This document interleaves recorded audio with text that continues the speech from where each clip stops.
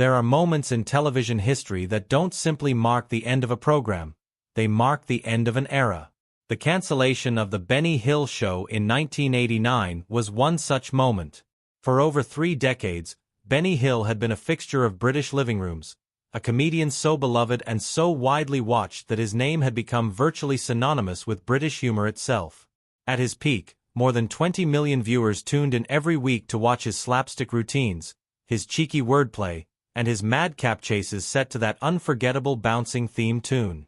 He was exported to over 100 countries. He made audiences from Tokyo to Texas double over with laughter. He was, by every measurable standard, a phenomenon. And then, almost overnight, it was over. The story of how The Benny Hill Show came to an end is not a simple one. It is not merely the story of a network executive making a cold business decision, nor is it simply the tale of a comedian who ran out of ideas. It is something far more layered and far more human than that.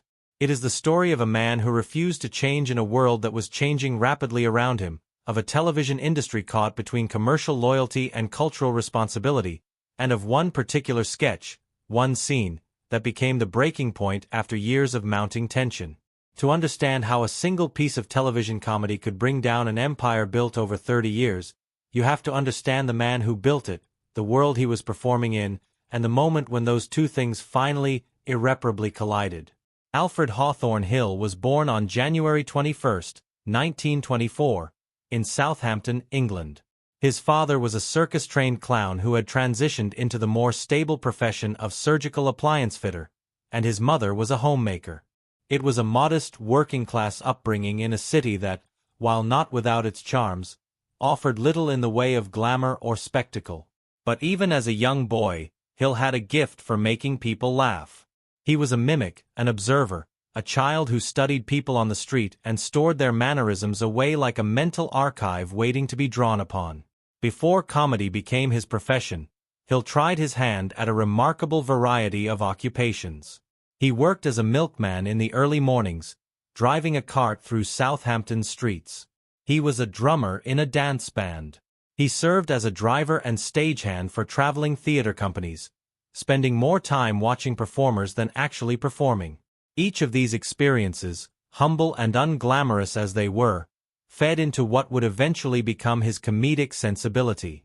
Benny Hill understood ordinary people because for a good chunk of his early life, he was one of them. His transition into professional comedy came gradually. He began performing in music halls and clubs in the late 1940s, developing a style that blended the broad physical comedy of the great silent film era, think Charlie Chaplin and Buster Keaton, with the innuendo-laden punchlines of British music hall tradition. He had an instinctive talent for timing, that elusive quality that separates a funny comedian from a great one. He knew when to pause, when to rush forward, when to let a look or a gesture carry an entire joke without needing a single word. Television discovered him before most people had even purchased their first set. His first television appearance came in 1949, and by 1955, The Benny Hill Show had its official debut on BBC television. The early episodes were modest affairs, produced on small budgets with limited resources, but even then the ingredients that would eventually make Hill a global superstar were present. The physical comedy was inventive and energetic. The characters were broad but recognizable, and Hill's ability to inhabit multiple roles in a single episode, playing both the fool and the straight man, the young and the old, men and women, demonstrated a versatility that was genuinely impressive.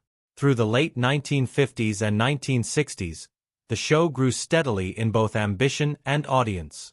Hill moved from the BBC to ITV, where he would remain for the bulk of his career, and the production values improved significantly. The sketches became more elaborate. The cast expanded to include a rotating roster of comedic performers who became almost as recognizable as Hill himself. The musical interludes, the parodies of popular films and television programs, the fast-paced chase sequences that became his signature.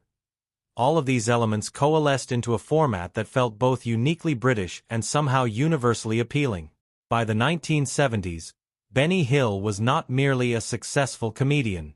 He was a cultural institution. The Benny Hill Show was one of the most watched programs on British television, regularly attracting audiences that modern broadcasters can scarcely imagine. And internationally, the show's success was nothing short of extraordinary. Syndicated across Europe, North America, Australia, and beyond, Hill became one of the most recognized British faces in the world, arguably more famous abroad than any of his contemporaries. In France, he was adored. In the United States, his reruns aired on local stations across the country, introducing American audiences to a brand of comedy they found both foreign and irresistible. What made him so internationally successful was precisely what made him so commercially durable at home. His comedy required very little translation. The slapstick transcended language barriers. The visual gags needed no subtitles. The broadly drawn characters, the leering old man, the dim-witted authority figure, the buxom young woman oblivious to the chaos around her, were archetypes that audiences everywhere recognized instinctively. Benny Hill had found the common denominator of human laughter, and he exploited it brilliantly. For all its success, The Benny Hill Show was built on a formula that had been largely unchanged since the program's earliest days. This was both its strength and, ultimately, its greatest weakness. The sketches followed familiar templates, the bumbling authority figure brought low by circumstance, the romantic misunderstanding played for maximum physical comedy, the speeded-up chase sequence with Hill at the center surrounded by an assortment of scantily clad young women. It was broad, it was fast, and it was, by any serious critical standard, deeply unsophisticated. Benny Hill knew this. He never claimed to be making art. He was making entertainment, and he drew a clear and unapologetic distinction between the two. In the rare interviews he gave during his career, he spoke about comedy in almost mathematical terms, about timing and rhythm, about the mechanics of a joke, about the difference between a laugh that comes from the gut and one that comes from the head. He believed in comedy that worked immediately and completely, that did not require analysis or reflection. You watched a Benny Hill sketch and you laughed or you didn't. There was no middle ground. This philosophy served him extraordinarily well for decades. But it also meant that Hill was essentially immune to the kind of evolution and adaptation that keeps a comedian relevant across changing cultural landscapes. While other performers of his generation, and the generation that followed, were finding ways to update their material, to incorporate new social realities and changing attitudes into their comedy, Hill remained anchored to the sensibility of the 1950s and 1960s in which his style had been formed. The treatment of women in his sketches was the most frequently cited problem. Female characters in The Benny Hill Show existed almost exclusively as objects of desire or as comic foils to Hill's lecherous, bumbling male characters. They were dressed to emphasize their physicality, they rarely spoke lines of any substance, and they were almost always defined entirely by their relationship to the men around them. To audiences of the 1960s and much of the 1970s, this was unremarkable. It was simply the way comedy worked, a reflection of broader cultural assumptions that were so deeply embedded as to be nearly invisible. But the world was changing. The women's liberation movement of the 1970s had fundamentally altered the cultural conversation about gender representation. By the 1980s, feminist critique had moved from the political margins to the mainstream, and the media, television in particular, was being scrutinized in ways it never had been before. Audiences were beginning to ask questions about what they were watching and what it said about the society that produced it. Critics who had previously dismissed concerns about sexism in comedy as oversensitivity were finding those arguments harder to sustain. For Benny Hill, these cultural shifts were essentially background noise. He acknowledged the criticism occasionally, gently, always with the same defense. It was just a joke, nobody was really being hurt. The women in his show were willing participants who understood what they were signing up for. And there was a constituency, a large one, that agreed with him entirely. His ratings remained strong well into the 1980s. The letters from loyal fans continued to pour in. As far as Hill was concerned, the critics were a small and humorless minority, and the audience, the real audience, the millions of ordinary people who watched every week, were still very much on his side. He was not entirely wrong about that, but he was dangerously wrong about one thing. The audience was not the only constituency that mattered. To understand why 1989 became the year everything changed, it is essential to understand how dramatically the British television landscape had evolved over the preceding decade. The 1980s were a period of remarkable creative ferment in British comedy. A new generation of performers and writers was emerging, armed with a sharper political consciousness and a determination to do something different with the form. Shows like Blackadder, with its sophisticated historical satire and genuinely brilliant writing, demonstrated that comedy could be intelligent and funny simultaneously. Only Fools and Horses proved that working-class characters could be treated with warmth and dignity rather than simply mocked. The Young Ones was chaotic and anarchic in a way that made older varieties of controlled slapstick seem almost quaint by comparison. French and Saunders, starring Dawn French and Jennifer Saunders, was doing something genuinely revolutionary. Comedy written by women, featuring women as fully realized human beings rather than props or punchlines. These programs were not merely more progressive than the Benny Hill Show. They were, by the late 1980s, being recognized as superior in almost every measurable way. Better written, better performed, more sophisticated in their construction, and more genuinely reflective of the society their audiences actually lived in. The contrast with Hill's aging format was becoming harder to ignore with every passing season. ITV was aware of this contrast. The network had supported Benny Hill loyally for decades, and there was genuine affection for him within the organization. But there was also a growing unease. The show was expensive to produce relative to its evolving cultural cachet. Younger audiences, the demographic that advertisers prized above all others, were gravitating toward the newer comedy programs. And the complaints, from feminist organizations, from critics, and increasingly from ordinary viewers writing to the network, were becoming both louder and harder to dismiss. The executives at ITV found themselves in an increasingly uncomfortable position.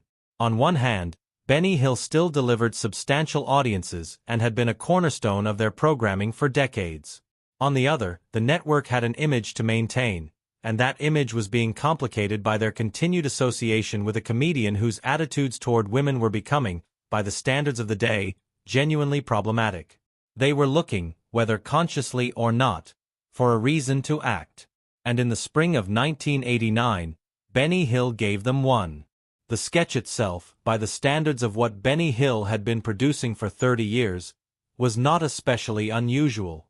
Set in a doctor's office, a recurring scenario in Hill's repertoire, it featured Hill as a bumbling, leering physician, and a succession of young women in various states of revealing attire arriving for consultations that became increasingly farcical. The physical comedy was energetic and well executed by the technical standards Hill had established. The punchlines were exactly what anyone familiar with the show would have expected. What made it different was the moment in which it aired. By 1989, the cultural context in which that sketch was received had shifted so dramatically from the context in which similar sketches had been produced and watched throughout the 1970s that the gap was almost impossible to bridge. Viewers who might have laughed at the same basic scenario a decade earlier found themselves watching it with a discomfort they couldn't quite name but couldn't quite set aside either.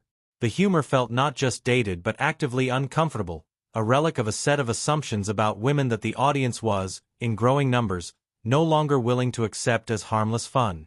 The backlash that followed the broadcast was immediate and, by the standards of 1989, before the internet, before social media, before the instantaneous amplification of public opinion that we take for granted today, remarkably intense.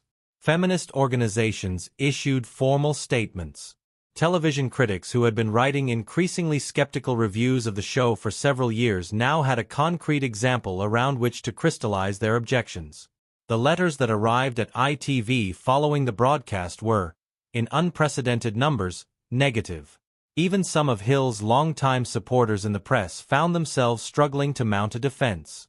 For ITV, the decision that followed was not made quickly or without internal debate. There were those within the organization who argued that canceling the show would be an overreaction, that the sketch was no worse than dozens of others Hill had produced over the years, and that abandoning a performer of Hill's stature over a single controversy set a troubling precedent. But the arguments on the other side were ultimately more compelling. The show's costs, the shrinking youth demographic, the sustained criticism from cultural commentators, and the reputational risk of continued association with material that was increasingly being labeled as sexist, all of these factors combined to make the cancellation feel not just defensible but necessary. Benny Hill was informed that his services would no longer be required. The man who had been one of ITV's greatest assets for the better part of 3 decades was let go in a conversation that, by all accounts, was brief and businesslike. There was no tribute program, no celebratory retrospective, no grand farewell. The show simply ended, and with it, to all intents and purposes, Benny Hill's television career. To tell the story of the Benny Hill show's cancellation without telling the story of what happened to Benny Hill afterward would be to tell only half a story. And the half that follows the cancellation is, in many ways, the more affecting and the more revealing of the two. Hill was genuinely shocked by what had happened. He had known, of course, that there was criticism of his work. He had read the newspaper pieces and heard the debates on radio and television. But he had convinced himself, perhaps too easily, perhaps with a particular blindness of a man who has been successful for so long that failure seems almost categorically impossible, that the audience's loyalty would protect him. He believed, right up until the moment it wasn't true, that the millions of people who watched and enjoyed his show were a more powerful constituency than the critics who objected to it. In the years that followed the cancellation, Hill attempted to rebuild his career. He met with producers and network executives. He discussed possible formats for new programs. He flew to the United States, where his reruns continued to air on American television, to explore opportunities there. None of these conversations came to anything. The industry had moved on, and the appetite for a new Benny Hill vehicle, at least in Britain, had essentially evaporated. He retreated increasingly into private life. He lived alone in a modest apartment in Teddington, not far from the studios where so much of his show had been made. Friends who visited him in this period describe a man who was quiet and thoughtful, who spent much of his time watching old films and reading, but who was also, beneath the surface, profoundly lonely. Hill had never married. He had had relationships over the years. There were women who were important to him, and he to them. But none of these relationships had ever developed into the kind of enduring partnership that might have provided ballast against the professional isolation he now felt. His relationship with fame had always been complicated. He had sought it, obviously. No one spends a lifetime in show business without a powerful desire to be seen and appreciated, but he had never been entirely comfortable with its consequences. He was famously private, famously reluctant to discuss his personal life in interviews, famously suspicious of the parasocial intimacy that celebrity culture demands.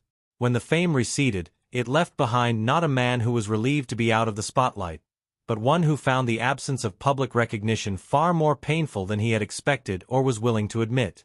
He continued to receive royalties from the international syndication of his shows, and his financial situation, while not opulent, was comfortable enough. But comfort is not the same as contentment, and by the early 1990s, the people who knew Hill best were worried about him. He seemed diminished, not physically. He was not in robust health, but neither was he visibly unwell, but spiritually. The energy and the drive that had sustained him through 50 years of performing seemed to have left him. On April 19, 1992, Benny Hill was found dead in his apartment in Teddington. He had suffered a heart attack. He was 68 years old. What made the discovery particularly poignant, and what the press reported with a kind of solemnity that suggested even his critics recognized the tragedy in it, was that he had been dead for several days before his body was found. In the end, the man who had spent his entire professional life surrounded by performers, crew members, producers, and the invisible but somehow palpable presence